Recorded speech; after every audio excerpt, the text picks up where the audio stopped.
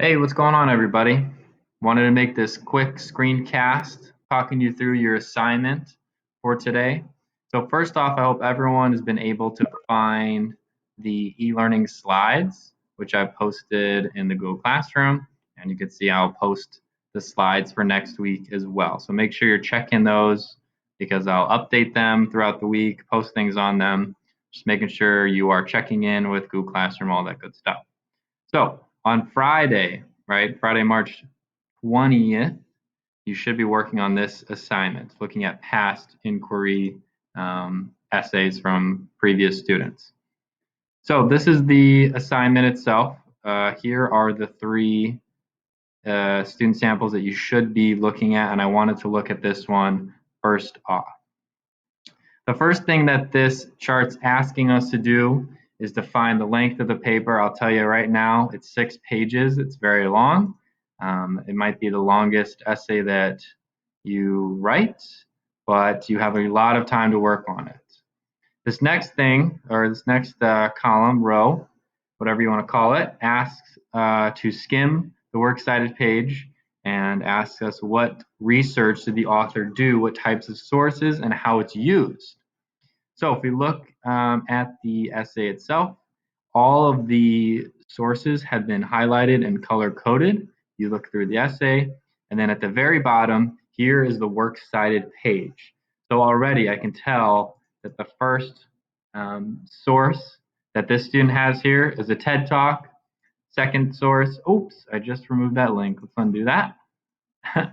And the next source is an article. So that's what that question's asking you to look for. What types of sources did the student find and how did they use them in the essay itself?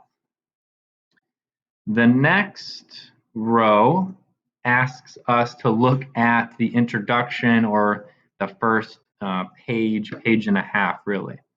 So the student is mostly talking about their backstory, right? How their background led them to ask this question or want to ask this question. And the student has a unique backstory because they're originally from California and then moved to Aurora. So they talk about how different the education system is compared from California to Illinois, the suburbs, and which ultimately led him to ask this question, right? Why are we failing to rectify inconsistencies in our education? So the student spends a good page and a half talking about himself, right? He is the speaker, he is creating the argument, he is the rhetorical situation for this argument, he is the speaker. Then he poses this question, right?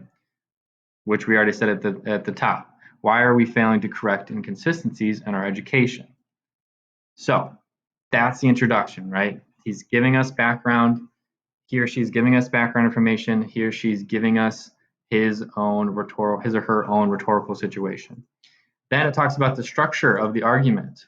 So we have the introduction. Then the student poses his or her answer, right? He or she has two answers. The short and easy answer, money. The long answer, we have been unable to promote a positive learning environment. So the student is setting up the rest of the essay, the rest of his or her argument by saying there are really two answers, money and a lack of positive learning environment. And that's how the rest of the essay is structured, which I think is really neat. So you get the gist of it. I think you understand at this point what else you need to do. So please try your best to fill out this chart. Again, you'll have 2 days to work on this. You'll have Friday, March 20th and Monday, March 23rd. You should turn this in by the end of the day on March 23rd, midnight. Please make sure you're reading all these samples, filling out the chart, and then finally answering this question, which essay did you find most effective and why? Thanks so much for watching. Email me if you have any questions. Peace out.